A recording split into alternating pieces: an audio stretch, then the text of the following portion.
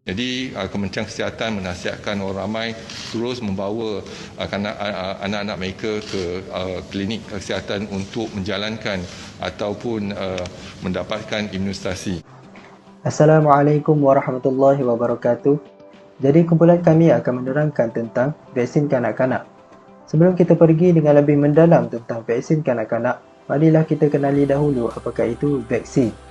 Jadi vaksin ini adalah satu bahan kimia yang mengandungi antigen. Antigen ini diperolehi daripada sebahagian atau keseluruhan struktur virus atau bakteria yang telah dilemahkan atau dimatikan. Seterusnya kita beralih kepada vaksin kanak-kanak. Menurut pakar pediatrik Hospital Pantai Laguna Merbuk, Dr. Senthil Kumaran, vaksin telah menjadi satu keperluan terhadap kanak-kanak kerana ia mampu mencegah dan mengelakkan komplikasi berat daripada pelbagai jenis penyakit berjangkit yang berbahaya. Bayi atau kanak-kanak ini juga memerlukan bantuan untuk meningkatkan imunisasi mereka. Jadi vaksin ini telah menjadi satu inisiatif bagi mereka untuk melawan penyakit-penyakit seperti tuberkulosis, hepatitis B, influenza type B, campak, beguk, rubella dan macam-macam lagi. Adakah anda tahu vaksin ini penting untuk kanak-kanak? Kerana kanak-kanak, sistem imun badan mereka masih belum berkembang sepenuhnya, menyebabkan mereka mudah untuk terkena penyakit berjangkit. Vaksin ini membantu menguatkan sistem imun kanak-kanak untuk melindungi mereka daripada komplikasi yang boleh membahayakan nyawa. Disebabkan oleh ini, program imunisasi kebangsaan mengesyorkan agar kanak-kanak diberi vaksin semenjak lahir. Yang kedua, perlindungan melalui susu ibu atau imuniti daripada ibu tidak mencukupi. Bayi yang baru dilahirkan mungkin menerima imuniti terhadap setengah penyakit dalam bentuk antibody daripada ibu mereka dalam tempoh beberapa minggu terakhir kandungan, sekiranya mereka pernah dijangkiti penyakit tersebut semasa kecil. Bayi juga menerima antibody melalui susu ibu. Walau bagaimanapun, imuniti daripada ibu hanya melindungi bayi terhadap penyakit yang mana ibu turut mempunyai pertahanan terhadapnya dan boleh bertahan dalam masa 9 bulan. Apabila imuniti semakin berkurang, bayi akan turut berisiko untuk dijangkiti penyakit. Pasti anda tertanya-tanya, adakah vaksin ini mempunyai kesan sampingan? Ya, vaksin ini mempunyai kesan sampingan, tetapi hanya kesan sampingan yang ringan, iaitu demam, bengkak dan kemerahan pada tempat suntikan. Okey, kita terus kepada soalan lazim yang berkaitan dengan vaksin kanak-kanak. Okey, soalan pertama, adakah vaksin ini selamat, terutama bagi bayi dan kanak-kanak yang masih terlalu muda?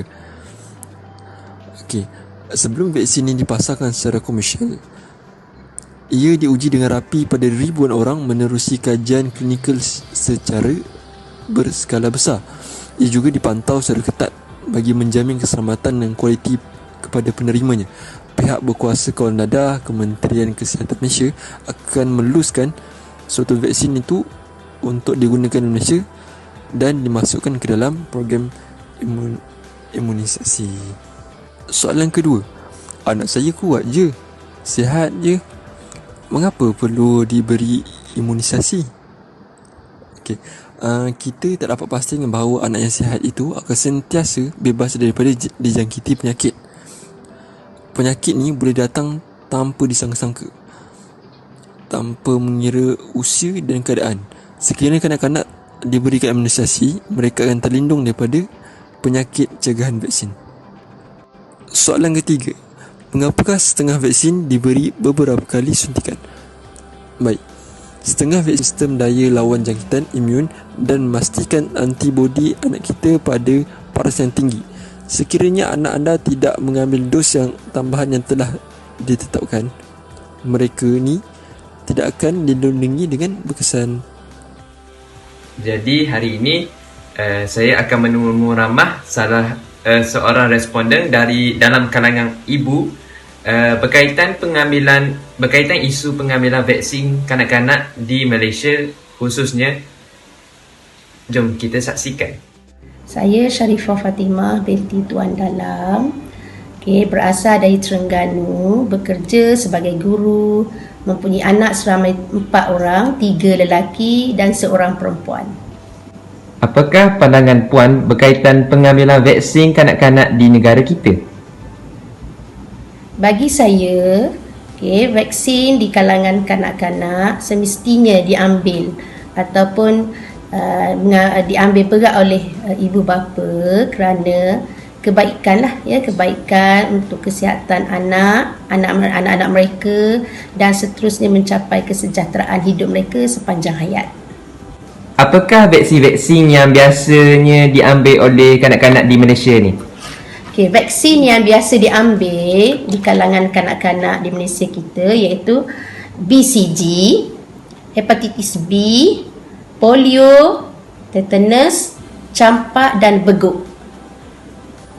Apakah kata-kata akhir atau nasihat dari Puan kepada masyarakat di luar sana tentang isu ini? Nasihat saya sebagai ibu, pihak ibu bapa di luar sana semestinya mengambil berat tentang vaksin di kalangan kanak-kanak untuk kesejahteraan dan kesihatan mereka sepanjang hayat. Itu sahaja sebahagian daripada temu ramah yang telah saya lakukan. Akhir kalam dari saya, ambillah vaksin demi keselamatan dan kesihatan anak-anak anda. Renung-renungkan. Sekian daripada saya. Assalamualaikum warahmatullahi wabarakatuh.